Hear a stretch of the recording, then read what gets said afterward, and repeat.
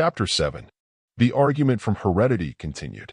The presentation of the facts and phenomena which confirm the theory of divine inheritance of mental attributes will necessarily involve more or less of recapitulation of what has been already mentioned. But at that risk, I deem it desirable so to group the facts as to give the reader a perspective view of the whole. The first fact to be considered is the character of the heritage. This is of the first importance, for its evidential value must be measured by its character. That is to say, the quality of the thing possessed and alleged to be an inheritance from a given ancestor must be identical with that known or presumed to belong to said ancestor. Otherwise, no presumption could arise from the character of the thing possessed in favor of the verity of the allegation. If, however, it is found to be identical with that known to belong to the alleged ancestor, the presumption is strongly in favor of the truth of the allegation. And this presumption is converted into conclusive evidence when it is known that there is no other possible source from which such a heritage could be derived. Thus, if a divine ancestry is claimed, the inheritance must be shown to be in its essence divine. Otherwise, the heritage in itself possesses no evidential value bearing upon the question of its origin. But if it can be shown to be divine in its essential characteristics, the presumption is in favor of the claim, and said presumption is greatly strengthened in the absence of evidence of any other possible source of inheritance. Thus, if the mind of the monarch is shown to be invested with the essential attributes of omniscience and omnipotence, differing only in degree and not in kind, the presumption is in favor of the theory of divine inheritance. And in the absence of evidence of any other possible source of inheritance, its mental attributes possess an evidential value of an order so high as to require conclusive evidence to the contrary to rebut the presumption. In the absence of such rebutting evidence, if it could be shown affirmatively that there is no other possible source of inheritance, the evidence in favor of divine inheritance would be conclusive. But as affirmative proof of a negative proposition is in any case difficult to procure, and in this case quite impossible, we must rest content with the very high order of presumptive evidence which is ours in the absence of any evidence whatever to rebut the presumption. Fortunately, however, the claims of atheism are of such a character as to be equivalent to a very high order of evidence of their own falsity. When a party to a controversy sets up an allegation that is absurd on its face, and confesses that he has no proof whatever that it is true, it is equivalent to an admission that he has no case. Then, if it is also shown that all the known facts tend to disprove his allegation, presumptive evidence on the other side is converted into the equivalent of conclusive evidence. And this is exactly the status of the controversy between theism and atheism over the question of the origin of life. A high order of presumptive evidence that life is a divine inheritance is met by the theory of spontaneous generation, a hypothesis admittedly without a fact to sustain it, an abandonment at once of the law of heredity and of the methods of induction, a reckless leap into the cloudy realms of speculative philosophy, sans reason, sans probability, sans truth, sans everything save an insensate determination to avoid the obvious truth that the phenomena of intelligence must have an intelligent origin. There is, for the agnostics, one way of temporary escape from their logical dilemma. That is to say, there is one way by which they could retain a temporary hold upon the law of heredity, and that is by affirming that mind exists in the rocks and mud at the bottom of the ocean. This would give to the monera an earthly ancestor, endowed, of course, with the same quality of mind, the same potentials.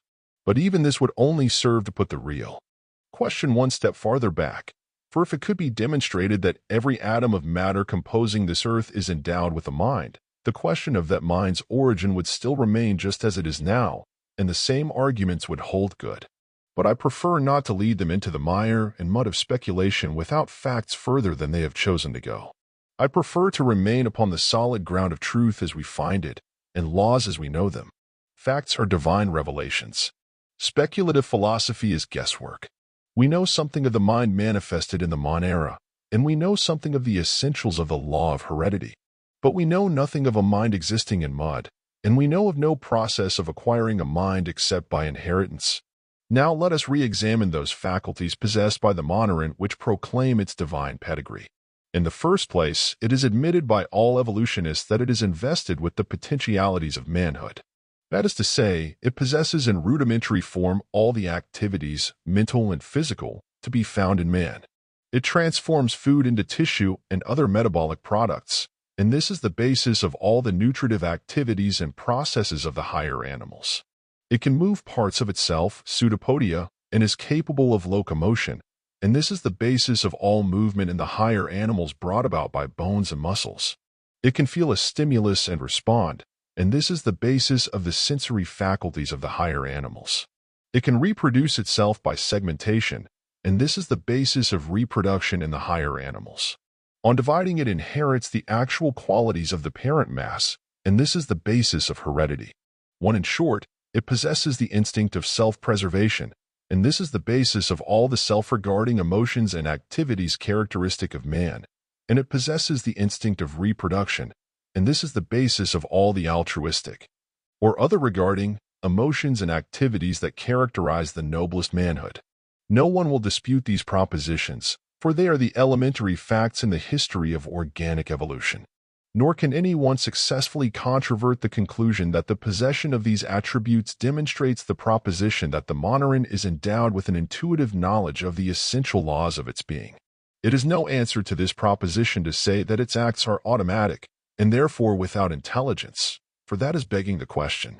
Besides, it is a contradiction in terms to say that an intelligent action can be performed without intelligence.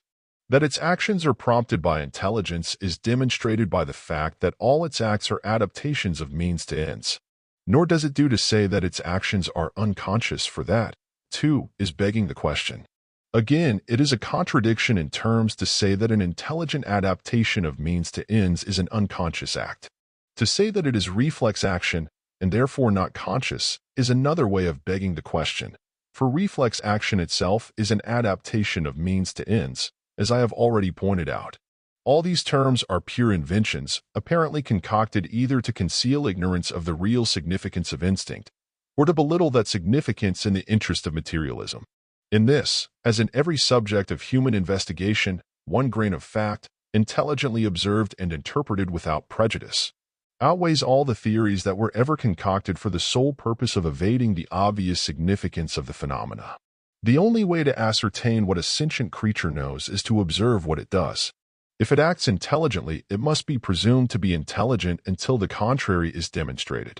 If it observes the laws of its being and invariably acts in accordance therewith, it must be presumed to have a knowledge of those laws, even though materialistic science may fail to find the source of that knowledge in the material world. In short, if it acts just as an intelligent, conscious being ought to act, it must be presumed to be intelligent and conscious until the contrary is clearly proven. Applying these facts and principles to the monera, it will readily be seen, not only that the evolutionists are warranted in their asseveration that it contains the potentials of manhood, but that I am justified in declaring that the mental attributes of the monoran cannot be adequately described except in terms that apply to omniscience and omnipotence. We may now sum up the attributes and powers of the mind of the monoran, which are essentially and potentially divine, as follows. 1. It apprehends by intuition the essential laws of its being, that is to say, all essential truth pertaining to its state of existence, its stage of development, and its environment. 2. It is antecedent to physical organism. 3. It has power over unorganized matter. 4. It has the power to create a physical organism out of unorganized matter. 5. It has the power to create other mental organisms, complete and individualized, out of its own mental organism, by a simple act of volition, reproduction. 6. It has the power to create new species, amoeba. 7. It transmits by inheritance its essential characteristics and powers. 8. Its dominant instinct is creative. 9. Finally, its dominant emotion is essentially altruistic. Can the mind of man conceive of a finite, sentient creature, possessing an essential purity more godlike attributes than are here enumerated? By extension alone to infinity, they correspond to the highest conceptions of God, the God of Christian faith, a God of infinite knowledge, a God of infinite power, a God of infinite love. Whence were these attributes and powers derived? That is a question for science to answer, and we propose to submit the question to that august tribunal, stipulating only that it shall employ the inductive method of conducting the investigation, and that its decision shall be founded upon observable facts and known laws. The facts are before us, and no one disputes them. What are the laws? Science tells us that it has conducted an exhaustive investigation of facts, covering a period of a somewhat indefinite number of eons, but extending from the Mon era to man, and that it has found that the law of heredity is universal. In other words, science knows of no law under which a faculty of mind can be acquired except that of heredity. It knows that innumerable facts exist bearing upon this question, and that they all conspire to demonstrate the universality of that law. Applying the infallible test of the validity of a law, namely, the ability to make inerrant predictions under it, science avers that it can, by an analysis of the mental faculties of any sentient creature, predict with absolute certainty the quality and kind of mental faculties that its offspring will possess, and that it can, with equal certainty, determine the character of the faculties possessed by its ancestor. If therefore there is an exception to this law of hereditary transmission of mental attributes, science knows nothing of it. That is to say, science has never yet discovered one fact in nature that hints of the existence of any means of acquiring mental faculties other than that of inheritance from an ancestral mind endowed with faculties identical in kind. Planting himself, therefore, upon the facts that are known to exist, and upon a law that is universal, and insisting upon the strict application of the processes of induction as being the only legitimate method of scientific inquiry. The theistic evolutionist declares that divine faculties are and can be nothing less than a divine heritage. Now let us inquire, what possible objection can science offer to this conclusion? Practically but one objection has ever been offered, for all others are but varying forms of that one. Professor Haeckel has advanced it in its simplest, crudest, and most direct form. His objection is that its acceptance requires us to believe in a supernatural miracle, i.e., a special creation by supernatural means. This objection, if it had the slightest adumbration of truth in or about it, would be valid and conclusive. For no true scientist can accept a hypothesis that involves a belief in a miracle or in anything supernatural, much less a supernatural miracle. The anti-theistic scientist does not believe that there is any God to perform a miracle, and the theistic scientist entertains too profound a reverence for God, a conception of his wisdom and power too exalted, to admit for one moment that his original plan of creation was so imperfect that it became necessary to supplement it by special creations or miracles. Is it necessary, then, to posit a miracle or a special creation on the basis of a belief in divine inheritance of mental faculties? Clearly not. It is only necessary to posit an intelligent origin for intelligence, a mental origin for mind, an intelligent creative energy, or a being endowed with intelligence and creative energy, as the progenitor of other intelligent beings who are endowed with the same powers. This is the natural order of things so far as scientific research has been able to inform mankind, and the burden of proof rests upon the one who seeks to show that the same law did not prevail at the beginning of organic life. Being in the natural order of inheritance, the event itself must be presumed to have occurred within the domain of natural law.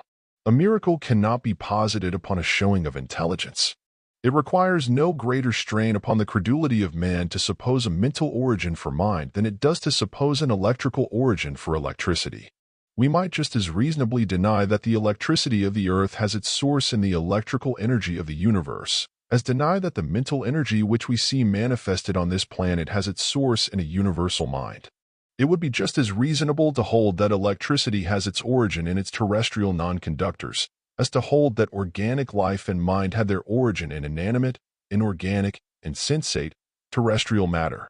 Not that I would insinuate that the two suppositions are logical equivalents, for they are not. The electrical supposition would be simple lunacy. But the supposition that intelligence exists in stones and mud is the fundamental hypothesis of fetishism. I hasten to say that this last remark is not intended as a slur on the religion of the fetish worshipper. Far from it. It is in the nature of a vindication, for his theory is just as well fortified by facts as is that of the atheistic scientist. Considered as inductive philosophies, therefore, they are entitled to equal consideration. In point of fact, the parallelism is about complete.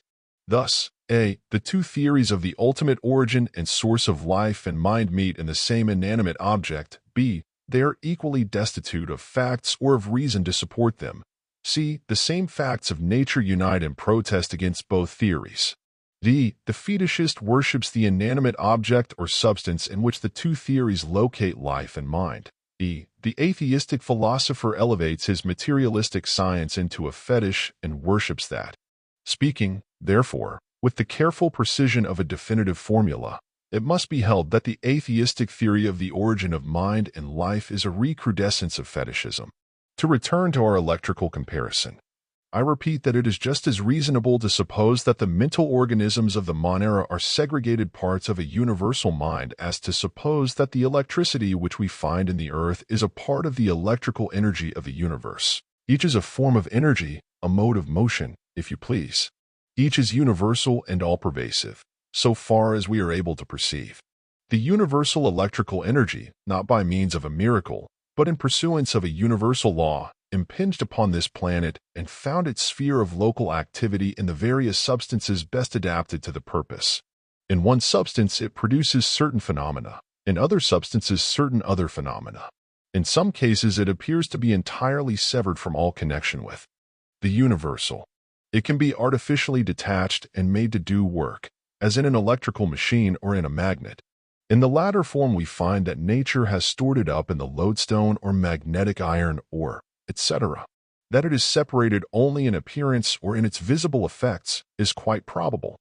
In other words, that it still maintains a connection with the universal electrical energy may be conceded. In like manner, it may be supposed that the universal energy which we call mind seizes upon the proper material of this earth, pervades it, and produces its corresponding phenomena. And in like manner we find that this energy apparently emanates from the universal energy. It is individualized in the moneron and its posterity, and apparently leads an independent life. I say apparently, for it is not necessary to suppose that it has severed its connection with the universal mind, any more than it is necessary to suppose that the electrical energy of the earth is dissociated from that of the whole universe. Nor is it necessary to posit a miracle in either case. On the contrary, the phenomena in each case proclaim a universal law, and reveal a universal, all-pervasive, omnipresent energy, not inherent in matter, but immanent in the universe. In each case, certain forms or compositions of matter are required as a basis for the phenomenal manifestation of its energy. That is all. In neither case does the medium generate the force or energy. Magnetic oxide of iron, or an iron bar, is a good medium for the manifestation of magnetic phenomena. But the magnet does not generate the force. That force comes from without, from the great source of electrical energy, which is coextensive with the universe. It is simply a form of electrical energy that finds a medium of manifestation in certain material compounds. Protoplasm is the physical medium through which mind manifests itself. In this sense, it is the physical basis of life, as Huxley terms it, but in no other. It does not generate mind. That, too, comes from without, from an eternal source, a constant, ever-present, all-pervasive force or energy that finds in protoplasm a medium through which the phenomena of life and mind may be manifested on this planet. Many will ask the question, how can a mind be segregated from the infinite mind so as to become an individualized, independent entity? Some will employ the usual atheistic formula for evading unwelcome conclusions, and cut the matter short by declaring that it is unthinkable. Others will look wise, shake their heads, and declare that it is inconceivable, and, because no one can tell just how it is done, many will declare that it is impossible. Obviously, no one can tell how the Almighty does His wondrous work, and it is not a legitimate question to ask. The real question is, first, can one mind be segregated from another and both become individualized, independent entities?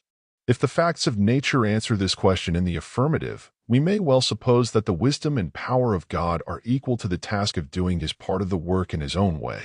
The answer, then, is that the mind of every living creature on earth was derived from another mind. The act of reproduction by unicellular organisms is a tangible answer to that question, for it can be witnessed at any time by anyone who will take the trouble to look. The fission of the amoeba or of the moneron is an act by which one mind is segregated from another, each being and remaining intact, and as each in turn reproduces itself in the same manner, and so on indefinitely, it follows, as Weissman remarks, that the unicellular organism is potentially immortal. And if Weissman's germplasm theory is correct, each living creature contains within itself a part of the original moneron from which it descended. This may also be true under the Jim Mule theory of Darwin and his followers.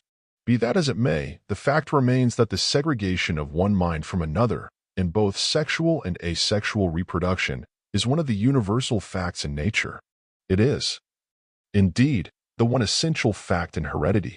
One further consideration should not be lost sight of, and that is that reproduction is largely, if not wholly, a mental act or function.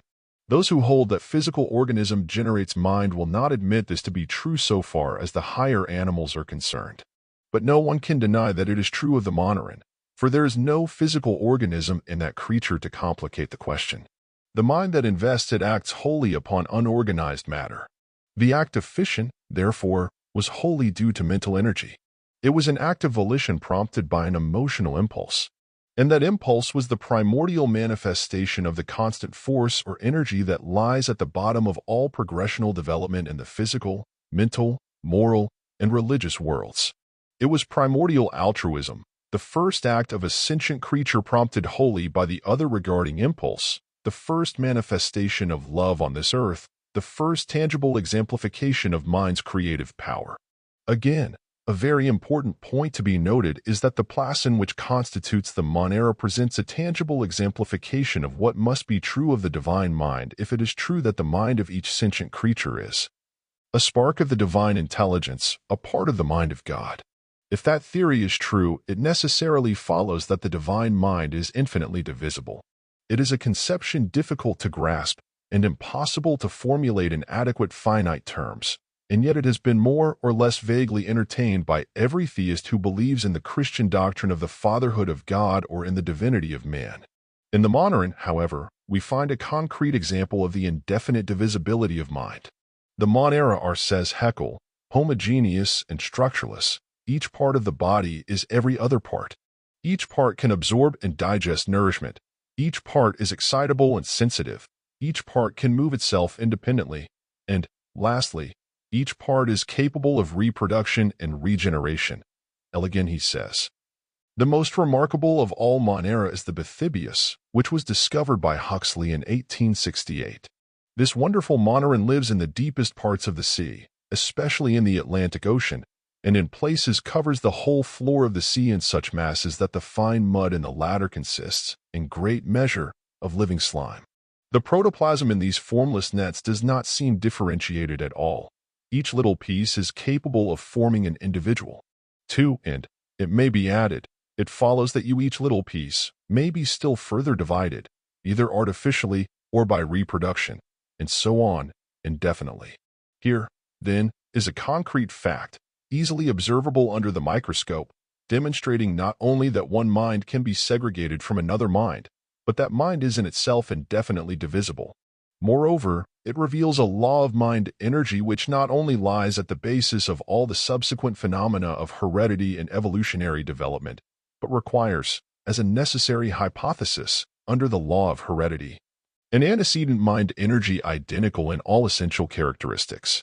To use the language which Professor Haeckel employed with such transparent ingenuousness in reference to the theory of spontaneous generation, this assumption is required by the demand of the human understanding for causality. Or, to use the language of Professor Zollner in reference to the same spontaneous theory, it is the condition necessary to the conceivability of nature in accordance with the laws of causality. When I submit that I have a right to employ these expressions in reference to my theory, and that their authors have not that right with reference to the theory of spontaneous generation. The demand of the human understanding for causality is not supplied by assumptions without facts to sustain them, nor is the conceivability of nature in accordance with the laws of causality facilitated by the assumption of an inconceivable cause. There is a law of induction, known to logicians and sometimes observed by them, which is denominated the law of parsimony. It was first formulated by Sir William Hamilton and applied by him to the inductive investigation of the laws of the human mind. The rule is that no fact be assumed as a fact of consciousness but what is ultimate and simple. 2. It has since been extended into a general rule of inductive observation and defined as the principle that nothing shall be assumed as a fact that is not such in reality. 3. Another definition is sparingness, as in assumptions, which gives a little more latitude. It is a good rule, and, as before remarked, It is sometimes observed by logicians, sometimes not. But to do entire justice to those who do not observe the rule, it must be said that they depart from it only when driven by necessity, as in the case of those who entertain the theory of spontaneous generation. In that case, they boldly abandon the law of parsimony and assume everything, even the very question at issue, and the only justification offered is the plea of necessity. Now, it may be confidently affirmed that truth, that is, any truth that it is important for man to know, never drives the logician to any such extremities. Truth is always fortified by facts, laws, and self-evident logical principles or propositions.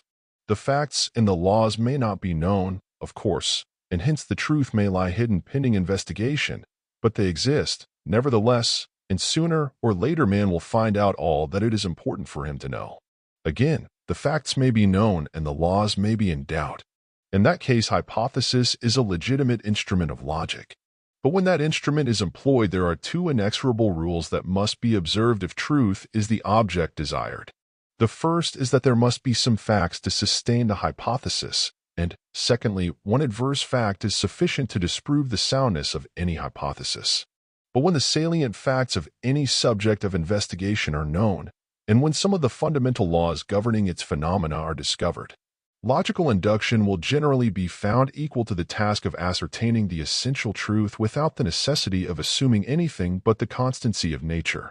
Now, let us apply these principles to the subject under consideration, the origin of life and mind. The facts have been enumerated in the preceding pages. They are the facts and phenomena of organic and mental evolution, beginning with the moneron and ending with man. The laws which correlate the phenomena and explain the facts, so far as they have been discovered, have been set forth. They are the laws of heredity and of progressive development. The self-evident logical axioms are the following. 1. Every effect or phenomenon in nature has an efficient and appropriate cause. 2. Every cause is commensurable with its effects or phenomena. The first of these propositions is an axiom which everybody admits to be indisputable. The second is more in the nature of a truism, the equivalent of saying that light is caused by a luminous body, that electrical phenomena are caused by electricity, etc. It is but another way of saying that like produces like, that like causes produce like effects, that rain causes dampness. In short, that all causative agencies produce effects that correspond to the nature of the causes. This is what Mr. Herbert Spencer would designate as the universal postulate, for the inconceivableness of its negation shows that it possesses unsurpassable validity. One, that is to say, it is impossible to conceive the negative of the proposition that cause and effect are commensurable. To deny this postulate is to assume an attitude of pure and simple negation. It is to deny the fact of the constancy of nature, to deny that the phenomena of nature possess any significance whatever. It would be equivalent to an affirmation that the phenomena of nature are to be interpreted by the rule of contraries.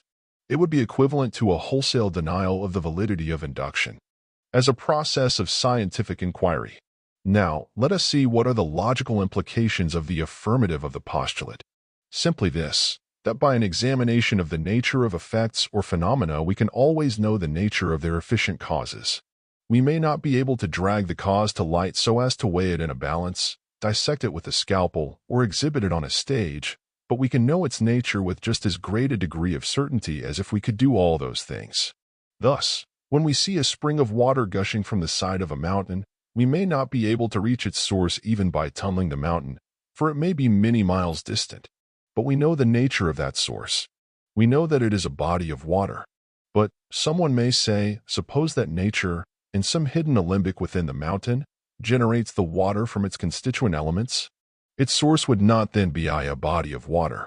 To this it may be replied, first, that it would be a body of water, no matter where its elements were combined. But, waiving that point, we should know the nature of the cause, nevertheless. We should know with absolute certainty that within that hidden alembic certain gases had united, in certain definite proportions, to form the water that constituted the source from which the spring was derived. If an analysis of the waters reveals the presence of organic impurities, we know that its source, or its channel, was polluted by organic impurities. There is never any mistake about it, and we never attribute organic impurities to inorganic matter. The logic of atheism alone is equal to that. The spring of water teaches another lesson to science which is often overlooked. It is that a stream never rises higher than its source. This is true not only of flowing water, but of every force in nature. That is to say, the flowing stream is a symbol in that respect of every other force. Not one of nature's forces, as developed or phenomenally manifested on this planet, equals its potential energy as it exists in the cosmos. Atheism has sought to make an exception of the greatest of all, the mind energy of the universe, by locating its source in the inorganic world. But there are no exceptions to the laws of nature. This, however, is a digression. The point I wish to illustrate is the commensurableness of cause and effect, by showing that science commensurate all the facts, laws, principles, and elements of both cause and effect in that simple phenomenon of nature, a spring of water. They are all interrelated and interdependent, but not more so than in any and every case where causes operate to produce effects. A law as universal as the law of gravitation may now be formulated thus. All the causative forces of nature are commensurable with their effects or phenomena. It follows that something of the nature or salient characteristics of every causative force may be learned by an examination and study of its visible effects or phenomena. In the meantime, it may be set down as axiomatic that nature never erects false signals or guideposts to deceive the unwary explorer of her domains. She never erects false lights upon her shores to lure the voyager in search of truth upon the rocks and breakers of error and falsehood.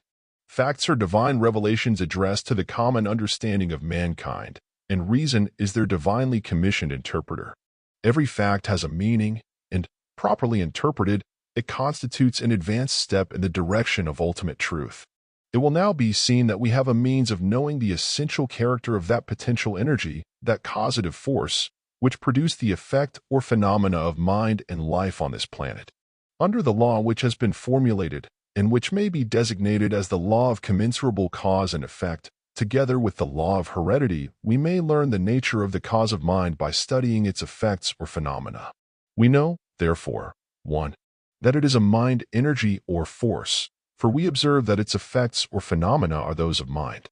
2. It is an organized, conscious intelligence, for its effects are organized, conscious intelligences. 3. It is a creative energy omnipotence, for its resultant mind organisms possess creative powers. 4. It is a constant energy or force tending towards progressive development, for its resultant mind energy constitutes the progressive potential of all evolutionary development. 5. It possesses an intuitive knowledge of all truth that is essential to its state of existence, omniscience, for the lowest mental organism on earth is endowed with identical powers, differing in exact proportion to its stage of development. 6. It is an altruistic intelligence, a god of love, for the instinct of altruism, beginning with the monera, dominates the world, physical, mental, moral, and religious. 7. It is an intelligence transmissible by inheritance, for that is the only method by which mental faculties are transmitted in the organic world. 8. Finally, it is an infinite intelligence, for the mental faculties of the lowest order of animal life, by infinite extension, would be infinite in knowledge, power, and love. These are some of the things that we may know of the nature and attributes of the great first cause, for they are the results of the inductive observation of tangible facts that cannot be accounted for on any other hypothesis. They are not conclusions resulting either from intuition, guesswork, or assumption. They are conclusions which must of necessity be valid if the facts of cause and effect are interrelated. The only way to cast a shade of doubt upon their validity would be by demonstrating that cause and effect have no necessary relation to each other. And this, in fact, is the logical attitude of atheism regarding this question. We might pause here and rest our case upon the overwhelming preponderance of evidence thus far adduced in behalf of Christian theism. But I should fail to do justice to those eminent scientists who have thus far furnished the facts for my induction. Did I neglect to give due attention to the strongest array of facts and arguments that they have presented in support of the general theory of organic evolution? I shall pay due regard to those facts and arguments for two good and sufficient reasons. The first is that they present conclusive evidence of the truth of the doctrine of evolution, and the second is that the same facts and arguments leave absolutely nothing to be desired in the way of proof of the truth of the theistic hypothesis.